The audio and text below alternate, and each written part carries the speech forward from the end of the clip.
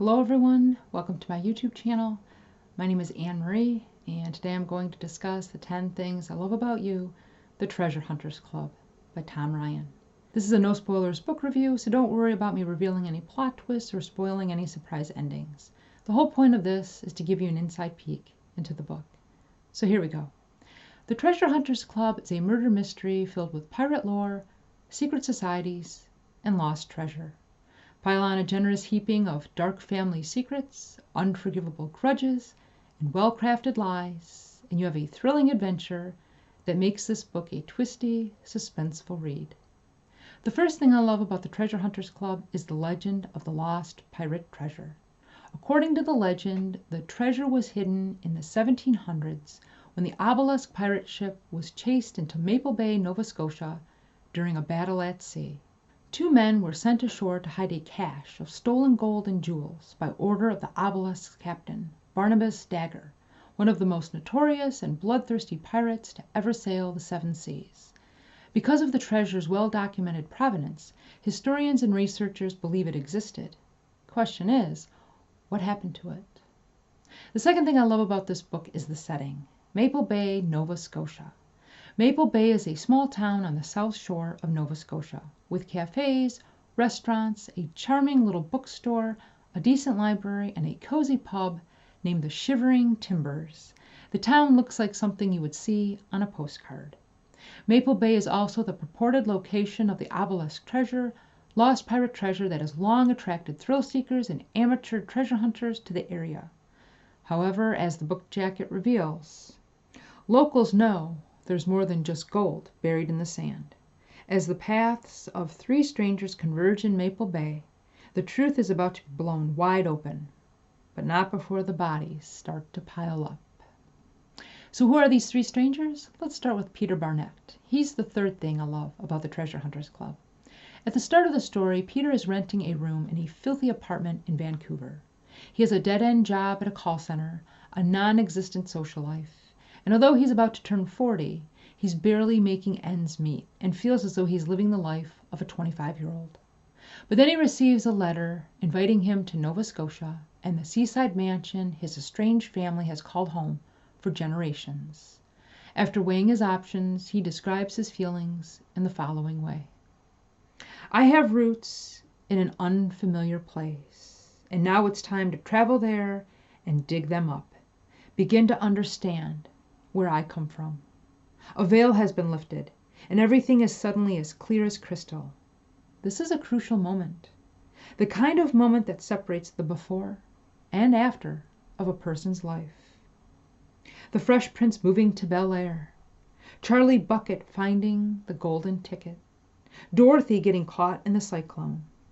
I know that after tonight, my reality will have a different color, my world will take on a different shape, and the person I'm supposed to be will finally come into focus. It might be happening 40 years late, but there's no time like the present.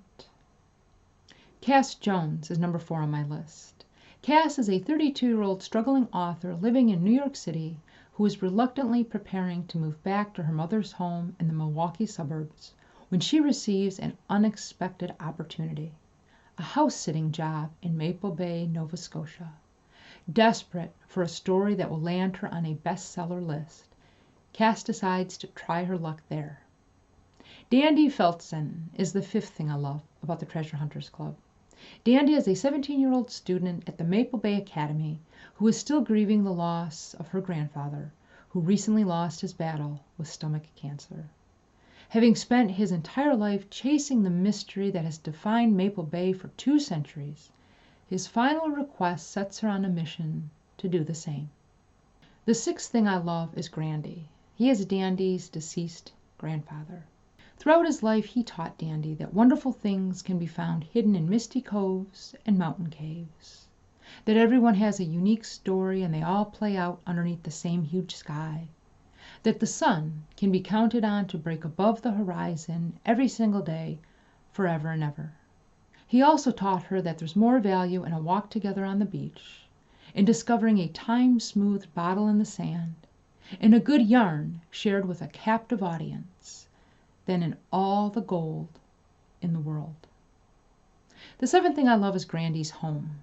Described as a little cottage with a fairy tale feel to it, Grandy's home has weathered gray shingles and bright red trim, a knobby stone chimney, and a sunroom where he spent much of his time reading and listening to old-time music on his antique wooden case radio.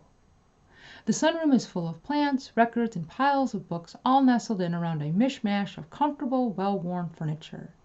The window ledge is lined with treasures he collected over the years: wooden ships, brass nautical instruments, and bits and pieces of flotsam and jetsam from countless beachcombing adventures.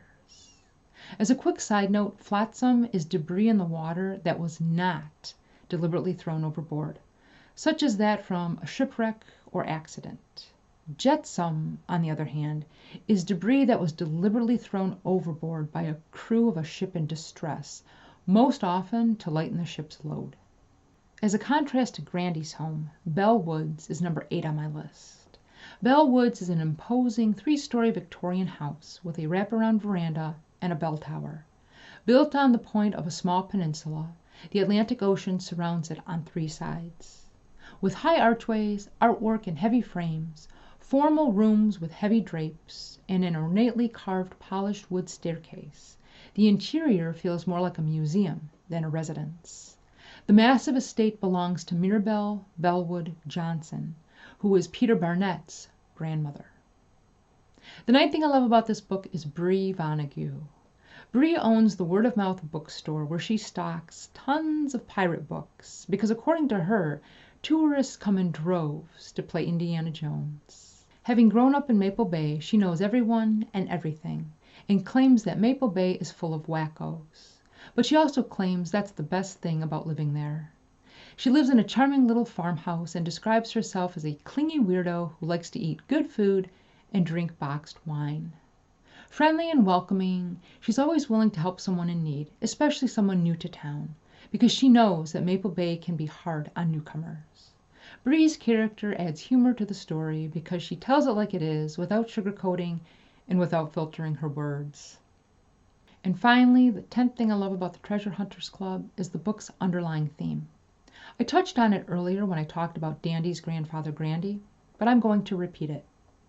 There's more value in a walk together on the beach, in discovering a time-smooth bottle in the sand, in a good yarn shared with a captive audience, than in all the gold in the world.